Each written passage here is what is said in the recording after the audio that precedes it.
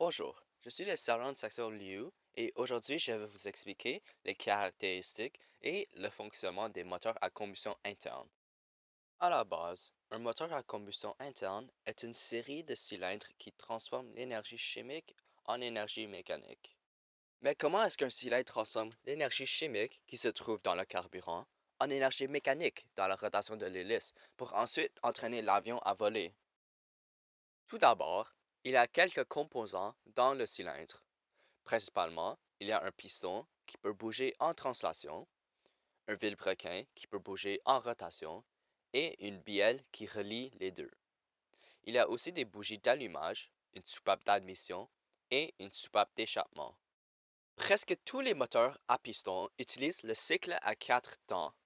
Cela veut dire que le piston monte et descend 4 fois, 2 fois dans chaque direction, pour compléter un cycle.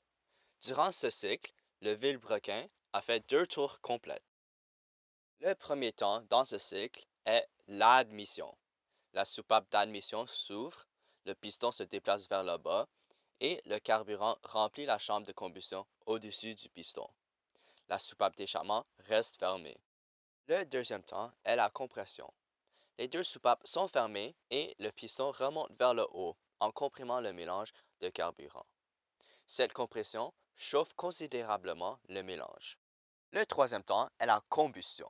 Les deux soupapes demeurent fermées et le mélange chaud est allumé par les bougies. Quand le gaz brûle, ça prend de l'expansion et ça repousse le piston vers le bas. Remarquez que les soupapes s'ouvrent en rentrant dans le cylindre. Ce petit détail permet aux soupapes de résister à la pression de la combustion et ne s'ouvrent pas quand on ne le veut pas. Le quatrième temps est l'échappement. La soupape d'échappement s'ouvre, le piston remonte et expulse le gaz brûlé par la soupape ouverte. La soupape d'admission reste fermée. On va maintenant explorer différents types de moteurs. La disposition de cylindres est différente pour chaque type de moteur.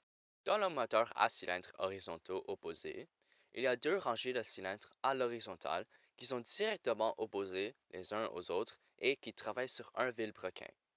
Voici le mouvement des pistons d'un moteur horizontaux opposés. Ce type de moteur est surtout utilisé par des avions légers car le moteur est plat, alors il a une superficie frontale minime, alors il a moins de traînée. Dans le moteur en étoile ou radial, les cylindres sont disposés en forme d'étoile autour du vilebrequin. Il y a toujours un nombre impair de cylindres dans ce type de moteur car les cylindres sont allumés en alternance. Il pourrait avoir un maximum de 9 cylindres sur une rangée. On pourrait aussi avoir plus d'une rangée de cylindres pour augmenter la puissance. On peut voir dans cette représentation d'un moteur en étoile les différents temps dans le cycle de 4 temps. L'admission est en bleu pâle, la compression est en bleu, la combustion est en rouge, le cercle jaune représente les bougies et l'échappement est en marron. Le rapport entre le poids et la puissance est acceptable, mais la grandeur de ce moteur augmente la traînée. Dans le moteur en ligne, les cylindres sont disposés un à côté de l'autre en rangée, le long du vilebrequin. On peut mettre jusqu'à 6 cylindres par rangée pour optimiser l'espace et la puissance. Si on ajoute un autre cylindre, le vilebrequin serait trop long et il y aurait plus de vibrations. Si on a besoin de plus de puissance, on peut avoir des moteurs en ligne en forme de la lettre V, Victor. Voici le mouvement des pistons d'un moteur en ligne en forme de V. Voici le mouvement des pistons d'un moteur en ligne en forme de X, X-ray. Ce type de moteur a une petite surface frontale, donc il y a moins de traînée. On retrouve ces moteurs surtout dans les anciens avions.